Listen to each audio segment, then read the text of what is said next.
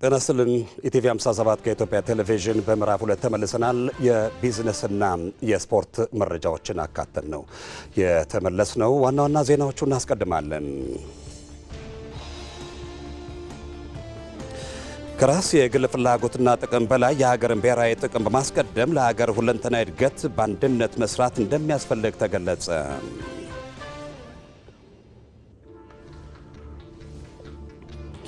ችግሮችን በጠመንጃ ሳይሆን በሰላማዊ ውይይት መፍታት እንደሚገባም የኦነግ ሸኔ አባላት ገለጹ።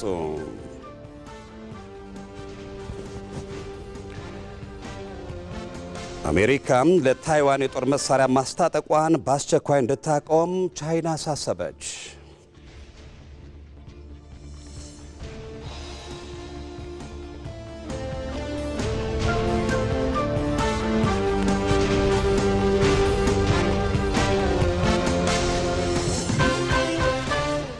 ከዜናዎቹ ጋር ሰለሞን መልሳን ነኝ። አብራችሁን ቆዩ።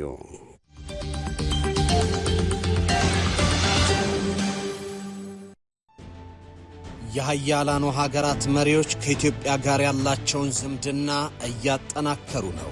የሀገራትና የጦር መሪዎች ኢትዮጵያ በመገኘት የልማት የጸጥታና የኢኮኖሚያዊ ትብብሮችን እያደረጉ ይገኛሉ። የህንዱ ጠቅላይ ሚኒስትር ናሬንድራ ሞዲ ጉብኝት በሁለቱ ሀገራት መካከል እጅግ ጠቃሚ ስትራቴጂያዊ ስምምነቶች ተፈርሞባቸዋል።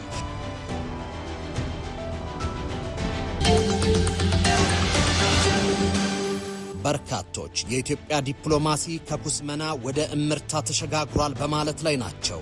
እንዴት? ኢትዮ መልህቅ ዛሬ ምሽት ከ3 ሰዓት ጀምሮ በኢትዮጵያ ቴሌቪዥንና በኢቢሲ.ስትሪም ላይ ጠብቁን።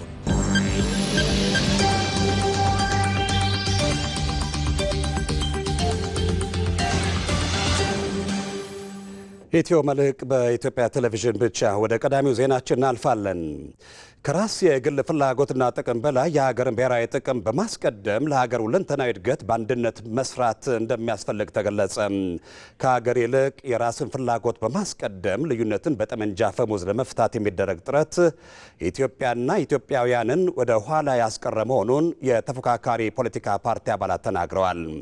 የግል ፍላጎትን ወደ ጎን በመተውና የሀሳብ ልዩነትን በውይይት በመፍታት በጋራ መስራት እንደሚገባም ጠቁመዋል። መስከረም ቸርነት የገዘፈ ታሪክና የስልጣኔ ባለቤት ሀገር የሆነችው ኢትዮጵያ አለመግባባትና የሀሳብ ልዩነትን በጠመንጃ አፈሙዝ ለመፍታት በሚደረግ ጥረት እድገቷ ወደ ኋላ ሲጎተት ቆይቷል። ከገዘፈው የሀገር ብሔራዊ ጥቅም ይልቅ የግልን ፍላጎትና ጥቅምን ለማስጠበቅ መጣር ኢትዮጵያን በብዙ የፈተነ ነው። ምንም እንኳን በተፈጥሮ የበለጸገች ብትሆንም ይኸው የጦርነት አዙሪት ከዓለም ጋር እንድትተላለፍ ያደረጋት ነው። በጊዜ መቀደምን አስከትሎብናል። ተቀድመናል።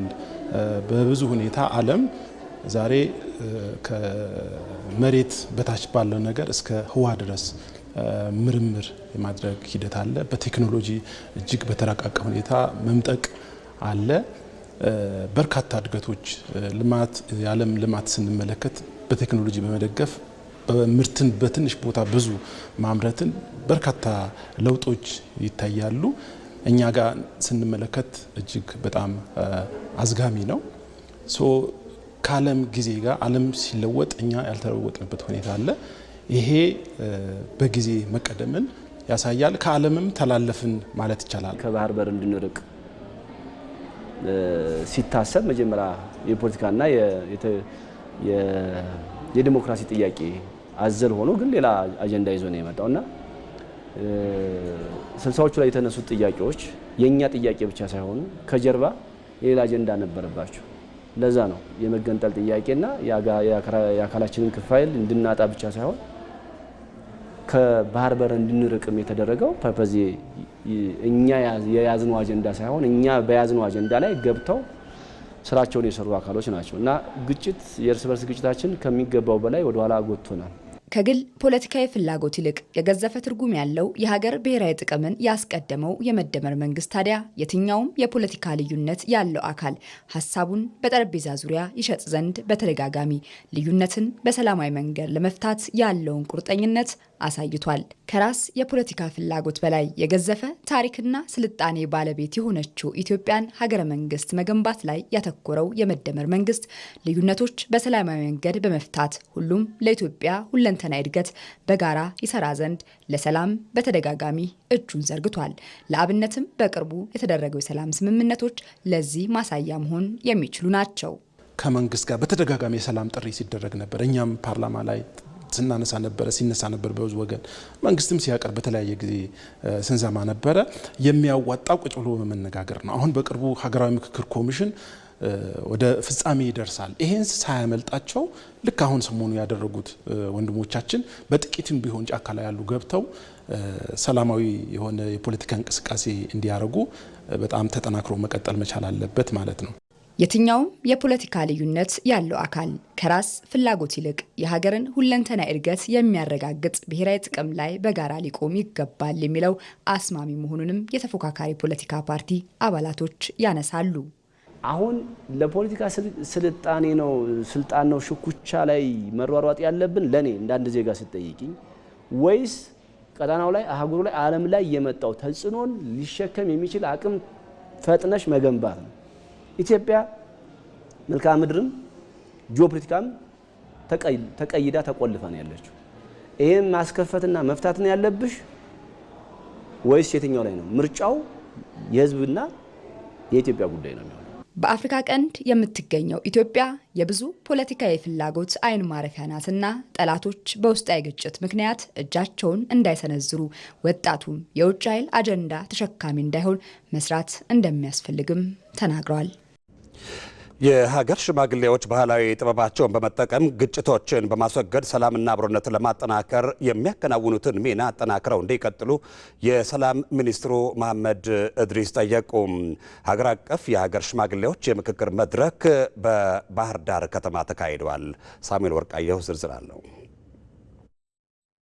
ማህበራዊ ሀብቶቻችን ለዘላቂ ሰላምና ለህብረ ብሔራዊ አንድነታችን በሚል መሪ ሀሳብ ሀገር አቀፍ የሀገር ሽማግሌዎች የምክክር መድረክ በባህር ዳር ከተማ ተካሂዷል። አማራ ክልልን ጨምሮ በአንዳንድ የሀገራችን አካባቢዎች ላይ የሚስተዋሉ ግጭቶችን በሰላማዊ መንገድ እንዲፈቱ የሀገር ሽማግሌዎች ሚናቸውን በሚወጡባቸው ጉዳዮች ዙሪያ ለመምከር ዓላማው ባደረገው የምክክር መድረክ የተገኙ የሀገር ሽማግሌዎች በአማራ ክልል የተፈጠሩ ግጭቶችን በሰላማዊ መንገድ በመፍታት ክልሉ ወደ ቀደመ ሰላሙና ልማቱ ይመለስ ዘንድ የታጠቁ ኃይሎች የቀረቡ የሰላም ጥሪዎችን ሊቀበሉ ይገባል ብለዋል። አሁን ሰዓት የኢትዮጵያ መንግስት ጥሪ እያቀረበ ነው። ያን ጥሪውን ተቀብሎ ቁጭ ብሎ የራሱን ችግር ካለ ችግሩን መፍታት ነው እንጂ በግድያ ፍጹም ወይም ደግሞ በጠመንጃ አፈሙዝ የሚፈጠረው ነገር አይኖርም። እልቂትን በስተቀር የኢትዮጵያ ትልቁ ህዝብ ያለበት ሀገር እኮ ነው። ይህን የመሰለ የተንጣለለ መሬት የያዘ ህዝብ እኮ ነው። ትልቅ ኢኮኖሚ አቅም ያለበት አካባቢ እኮ ነው። ምንድነው ችግሩ? ለምንድነው ጠመንጃ ይዘን ከልማት ወጥተን ከትምህርት ወጥተን ከጤና ወጥተን ከእድገት ወጥተን እስከ መቼ ነው? ወዴት ነው የምንሄደው? ሀገራችን በየጊዜው የሚገጥሟትን ፈተናዎች በድል ለመወጣት የሀገር ሽማግሌዎች ሚና ከፍተኛ እንደነበር ያስታወሱት ደግሞ የሰላም ሚኒስትሩ መሐመድ እድሪስ ናቸው። ሚኒስትሩ የሀገር ሽማግሌዎች በየአካባቢው የሚፈጠሩ አለመግባባቶችን ባህላዊ የግጭት መፍቻ ጥበባቸውን ተጠቅመው ሰላም በማስፈን ረገድ ጉልህ ሚና እንደሚጫወቱ ገልጸው በአማራ ክልል የታየውን ሰላም ዘላቂ ለማድረግም ይህን ባህላዊ ጥበባቸውን በመጠቀም እንዲሰሩ ጠይቀዋል። መንግስት አንድ አካባቢ ላይ ችግር ከመፈጠሩ በፊት ህብረተሰባችን መስማት ማዳመጥ ይኖርብናል፣ መመለስ ይኖርብናል። ችግር ከተፈጠረ በኋላ እንደዚሁ ለመውጣት መፍትሄው ሌላ አይደለም፣ መነጋገር ነው በሚል አሁንም ሰላም እያለ የሰላም ጥሪን ደጋግሞ እያነሳ ያለው ማለት ነው። ይሄ የሰላም ጥሪ የመንግስት የተዘረጋ የሰላም እጅ ግን ይህን ጉዳይ የሚያቀላጥፍ አዋቂ እና በአካባቢው ታዋቂ እና የሚከበሩ የሃይማኖት አባቶችና ሽማግሌዎች ስራቸውን ሊሰሩ ይገባል። በዚህ አባቶች በሰሩት ስራ ከፍተኛ የሆነ ውጤት እየተገኘና አሁንም የሀገር ሽማግሌዎችና የሃይማኖት አባቶች ሚና ከፍተኛ ነው። አማራ ክልል በርካታ ባህላዊ የግጭት አፈታት ስርዓቶች ባለቤት መሆኑን የገለጹት የአማራ ክልል ምክር ቤት ዋና አፈ ጉባኤ ወይዘሮ ፋንቱ ተስፋዬ በክልሉ በአሁኑ ወቅት የተሻለ ሰላም እንዲታይ ሚናቸውን ከተወጡ የህብረተሰብ ክፍሎች መካከልም የሀገር ሽማግሌዎች ሚና ከፍተኛ እንደነበር ገልጸዋል። ይህንን ጥረታቸውንም አጠናክረው እንዲቀጥሉም ጠይቀዋል። ሁልጊዜ ግጭት ውስጥ መግባት እርገታችንን ያቀጭጭ ካልሆነ ማንንም የሚያከብር አይደለም። ማንንም የሚያከብር ስላልሆነ በተለይ የግጭት አዙሪት ውስጥ እንድንወጣ የግጭት አዙሪት የሚቆምበትን ቦታ ዛሬ መሰረት እንድንጥል ያደረጋችሁትን አስተዋጽኦ የበለጠ በእውነት ላይ በትክክለኛ የማህበረሰቡ እሴት ላይ ተመስርታችሁ የራሳችሁን ድርሻ መወጣት ያስፈልጋል። በውይይቱ የተሳተፉ ከተለያዩ ክልሎች የተውጣጡ የሀገር ሽማግሌዎችም በቅንጅት በመስራት አማራ ክልልን ጨምሮ በአንዳንድ አካባቢዎች የሚስተዋሉ የጸጥታ ችግሮች በሰላማዊ መንገድ እንዲፈቱ የበኩላችንን እንወጣለን ብለዋል። አሁን እየሰሩ ያሉትን የአማራ ክልል ሰነድ አይተናል። እሱም የሚደነቅ ነው። በየአካባቢያችን ባለው ባህል ተመሳሳይ ቢሆንም እኛም ፌዴራል ሽማግሌዎችም ተሰብስበን ይህን ነገር ገለልተኛ በሆነ ቡድን አይተን ወደ መሀል አምጥተን ይህን ነገር ብናሳርቅ ወደ ልማት እንገባለን ብዬ ነው ማስበው። እኔ አሁን ለምሳሌ አማራ ጋጄ ፋኖ ነው የሚባለው ልጆቻችን ነውና ሰላም መፍጠር እንችላለን። ምንም ከኔ እኔ አባታቸው ነኝ፣ ሌላ ነገር አይደለም። ምንም ድንበርም የለው። ልጆቻችን ምናልባት ያኮረፉን ካለ ደግሞ ከመንግስት ጋር ተደራድሮ ችግሮች እንዲፈቱ ማድረግ ነው እንጂ ዝም ብለ ቁጭ ብለ ወይም ደግሞ ቆሜ ማቱ አደጋ ነው እንጂ ሰላምን አያመጣም። በምክክር መድረኩ ከሁሉም ክልሎችና ከተማ አስተዳደሮች የተውጣጡ የሀገር ሽማግሌዎች ተሳትፈዋል። ችግሮችን በጠመንጃ ሳይሆን በሰላማዊ ውይይት መፍታት እንደሚገባም የኦነግ ሸኔ አባላት ገለጹ። በኦሮሚያ ክልል ምስራቅ ቦረና ዞን የሚንቀሳቀሱ የኦነግ ሸኔ አባላት መንግስት ያቀረበውን የሰላም ጥሪ ተቀብለው እጃቸውን ሰጥተዋል። አሪደፎ ዝርዝር አለው። የዜጎችን ሰላም ለማስጠበቅና ዘላቂ ሰላምን ለማረጋገጥ መንግስት እየሰራ ይገኛል። በዚህም የታጠቁ ኃይሎች በሰላም እጃቸውን እንዲሰጡ ጥሪ ማቅረቡን ተከትሎ በኦሮሚያ ክልል ምስራቅ ቦረና ዞን የሚንቀሳቀሱ ሸኔ አባላት እጃቸውን ለመንግስት ሰጥተዋል። ወራን ብሊሱማ ኦሮሞ ጀዴ አጋ ቦሶና በቱርቲ ወጋሻኔ ቱሬ ቡድኑን ከተቀላቀልኩ 5 ዓመት ሆኖኛል። ህዝቤን ነፃ አውጣለሁ ብዬ ነበር ሐሳቤ። ነገር ግን ስንጣላ የነበረው ከወንድሞቻችን ጋር ነው። ይሄ ትክክል አይደለም። ውይይት ማስቀደም ትልቁ የሰላም ማረጋገጫ መንገድ መሆኑን አባላቱ አንስተዋል። በነፍጥ ትክክለኛ ሰላም ማረጋገጥ የማይቻል መሆኑንም ገልጸዋል። ሊገሌ ቶክታኔ ሀራስ ኑቡልቹ ጅሩ ተግባብተን አንድ መሆን ይኖርብናል። እያስተዳደረን ያለውም ከኛ ህዝብ የወጣ መንግስት ነው። ችግር ካለ አብረን ቁጭ ብለን በባህላችን መሰረት መወያየት ይኖርብናል። መሪን ኦሶ ገርገርባኔ ወሊናኔ ገርገርባኔ ወሊኛኔ ከመለያየት ይልቅ ተግባብተን ለችግሮቻችን መፍትሄ ልንሰጥ ይገባል። የአንድ አባት ልጆች ነን እየተዋጋን የነበረው። የሀሳብ ልዩነት ነው እየጎዳን ያለው። በጠመንጃ ሳይሆን በመግባባት ለሰላም መፍትሄ ማበጀት እንችላለን። በጫካ የቀሩ ታጣቂዎችም ለሰላም ጥሪው ምላሽ እንዲሰጡ መልእክታቸውን አስተላልፏል። ወሪ ገዳፍተንለን ወሪ ቦሶና ታፍተንለን ጫካ ውስጥ የቀራችሁት ታጣቂዎች የቀረበውን የሰላም ጥሪ በመቀበል ለሰላም ስትሉ ወልዶ ወደ አሳደጋችሁ ህዝብ ልትመለሱ ይገባል።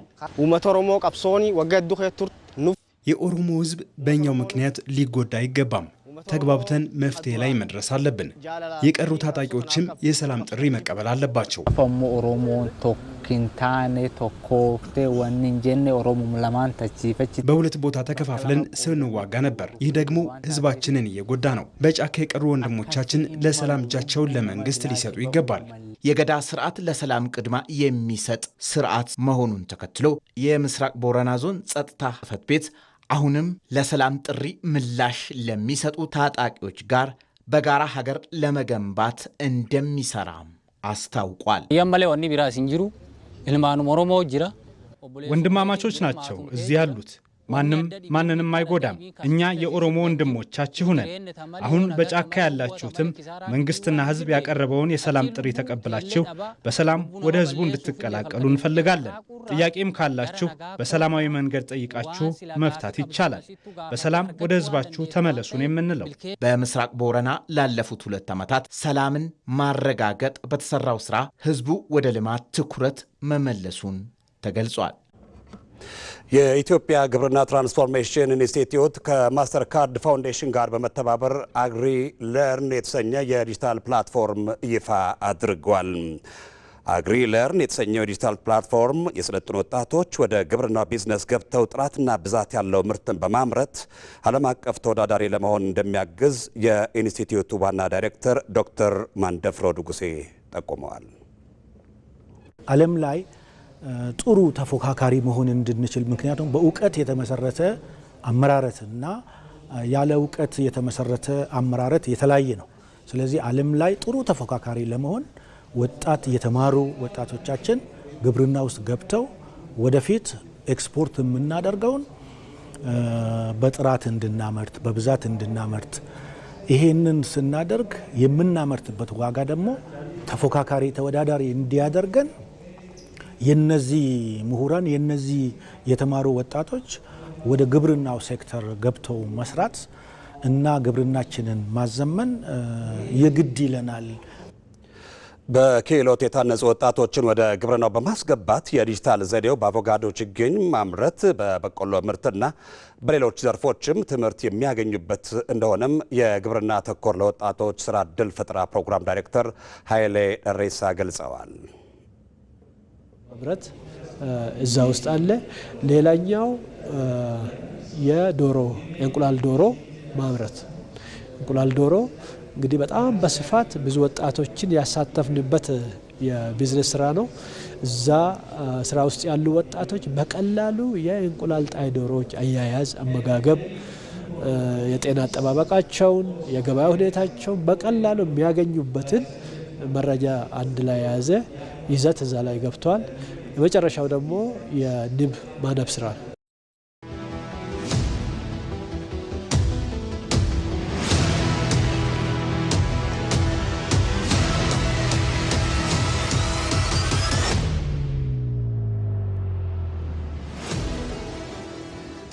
ኢቲቪ 57 ምዕራፍ 2 የዜና መርሃ ግብራችን እንደቀጠለ ነው። የውጭ ዜና አሜሪካ ለታይዋን የጦር መሳሪያ ማስታጠቋን በአስቸኳይ እንድታቆም ቻይና አሳሰበች። ቻይና ይህን ማስጠንቀቂያ የሰጠችው የ11 ቢሊዮን ዶላር ዋጋ ያለው የጦር መሳሪያ ለታይዋን ለማቅረብ አሜሪካ መወሰኗን ተከትሎ ነው። አሜሪካ በዚህ በጀት የሮኬት ምርቶችን፣ ከባድ መድፎችን፣ ጸረ ታንክ መሳሪያዎችን፣ ሰው አልባ አውሮፕላኖችን እና መሰል ጦር መሳሪያዎችን ታቀርባለች መባሉን ፍራንስ 24 ዘግቧል። በእርግጥ ይህ ውሳኔ ተግባራዊ ለመሆን የአሜሪካ ምክር ቤት ገና አልፈቀደም። የትራምፕ አስተዳደር ለታይዋን መሰል ድጋፍ ሲያደርግ ይህ ለሁለተኛ ጊዜ ነው። የቻይና የውጭ ጉዳይ ሚኒስቴር ቃል አቀባይ በሰጠው መግለጫ አሜሪካ የአንድ ቻይናን መርህ ልትቀበል ይገባል ብለዋል። የታይዋን የመከላከያ ሚኒስትር የዋሽንግተን እርምጃ ከቻይና ሊቃጣ የሚችለውን እርምጃ መመከት የሚያስችል ነው ሲሉ ገልጸዋል። የቻይና የጦር መርከቦች በታይዋን አካባቢ በየቀኑ መታየታቸው ስጋት መሆናቸውን ታይዋን ትገልጻለች። ዘገባው የፍራንስ 24 ነው።